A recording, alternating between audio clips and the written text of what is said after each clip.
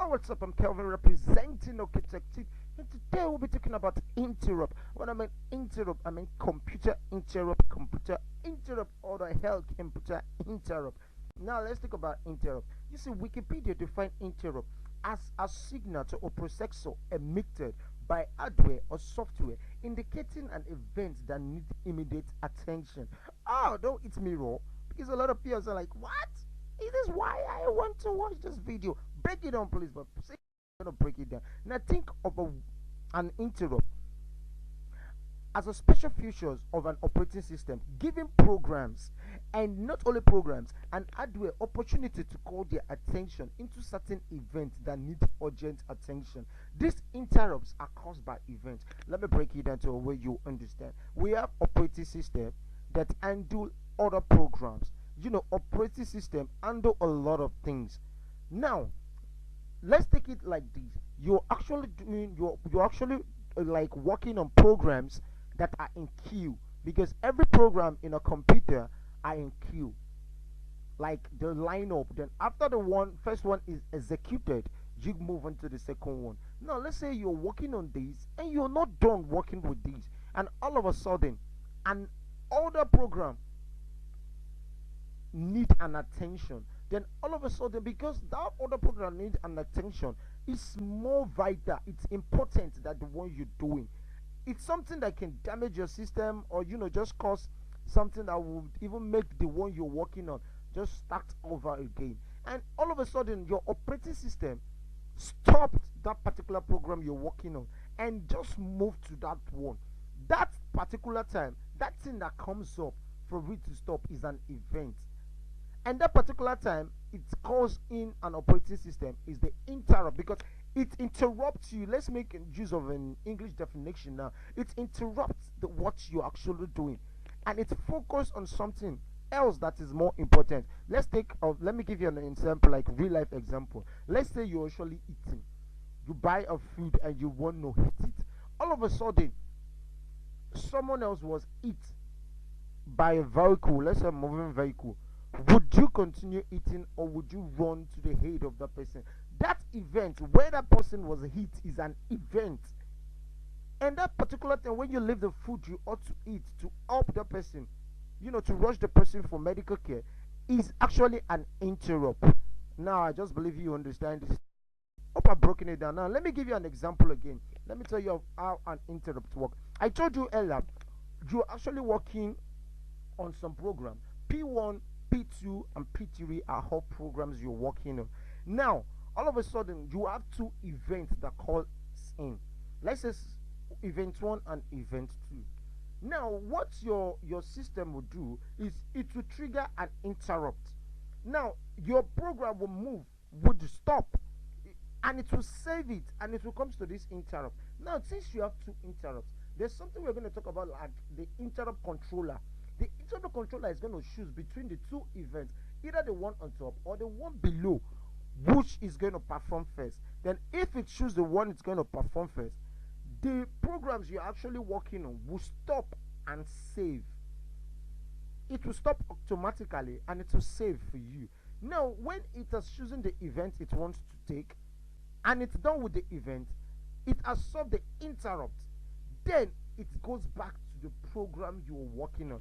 Either it goes to program 1 or program 2, depending on the algorithm. When we talk about algorithm, depending on the process it takes in solving all these, because interrupts have what we call the internal protein. Every interrupt have its protein. We are still coming to that. Now let's talk about the types of interrupts. When we talk about types of interrupts, we have the number 1, which is the software interrupts. Anytime you hear the word traps, it's also what we call the software interrupts. These, we are still coming to that. Don't worry, let me define it. We have the second one. We also have the hardware interrupt. Or anytime you hear the word interrupt, they mean hardware interrupt. Now let me talk about software interrupts.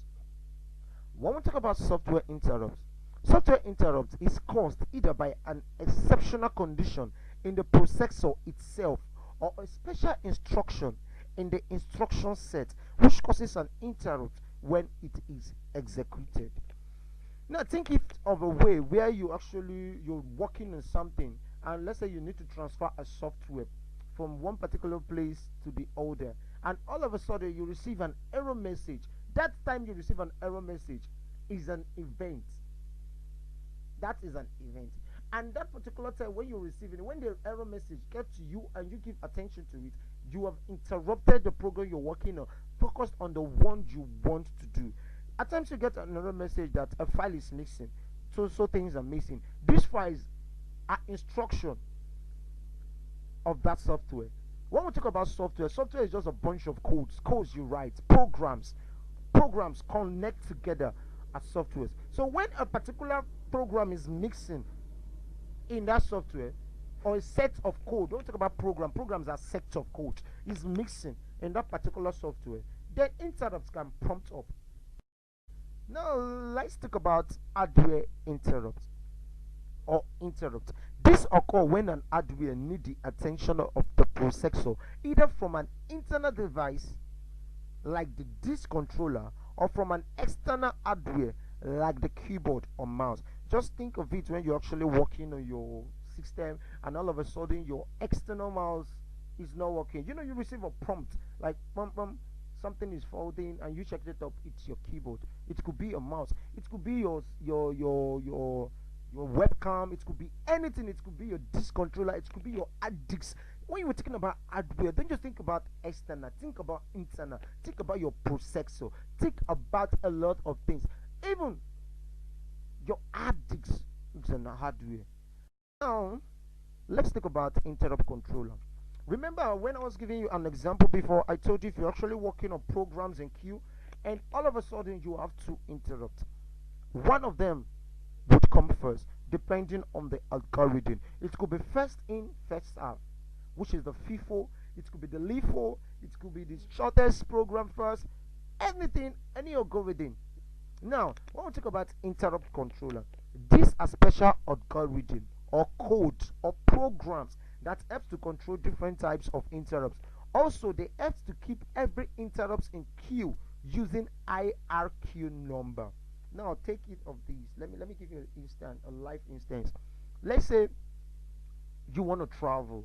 Now you reach the airport and you meet a lot of people in the crowd. Take those people you meet in the crowd as an interrupt. For you people to queue is an event, because the event there is that you guys want to travel. Now you guys queued. That is in, let's say that is the interrupt. You queued. Now if you queue, they can choose someone in the front or someone behind, depending. But usually you go like first in first out. The way you line, the way you'll be called. Now what this interrupt does is that they give you IRQ number. IRQ number. This number are used to call you guys. You know, you can be like Jude and you call me, Chris you call me, Kelvin you call me. Those IRQ numbers are what the interrupt controller use in choosing the interrupt that the computer should operate on. So what interrupt controller does is that it just control which interrupt should come first and what interrupt should drop, what interrupt should be attended. That is all. It's control. It's just like the conductor where you just control things around.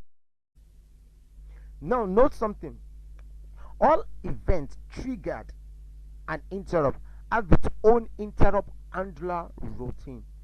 Now what is interrupt handler routine? These are codes that help direct certain process. It's direct certain process and interrupt stakes. These are routines to handle different interrupts. Now let's take it of these. Let me give you a live example so you would understand. When we're talking about interrupt handler routine, a routine is just, let's say for example, I'm Kelvin, and every morning when I wake up, I pray, I do a lot of things. I go at gymming. I checked on what I'm gonna do. I checked on the software I'm gonna work on. I check on how I'm gonna present my video and all that. But your own routine might be different from my routine. Routine is everything you do, the steps you take in performing something. Now, if a keyboard is faulty, the way the keyboard will be handled will be different from the way my hard disk will be handled. The way a trap or a software interrupt will be handled is different from the way an hardware will be handled. Now, what we're talking about here about the interrupt handler routine is that every interrupt, every interrupt have its own way, its own routine. If it's a keyboard, it has its own. If it's a mouse, it has its own, and everything. So what we should note is that even if these interrupts are chosen by the interrupt controller, still they have their own interrupt handler routine. Interrupt handler routine are just codes that it's types of codes that yes, do this first, take these steps, and take this last, and that is it. I just believe you understand everything about interrupt. All you need to know, interrupt is just a way of getting the attention of the processor, so that of the operating system is features of the operating system. It gets the attention and it moves from that particular event you're doing to another one. I believe you understand this. If you like this video, please subscribe to my channel, and when you subscribe, don't go, click the notification bell for future video. I'm still Kelvin representing Okitech TV. Thank you.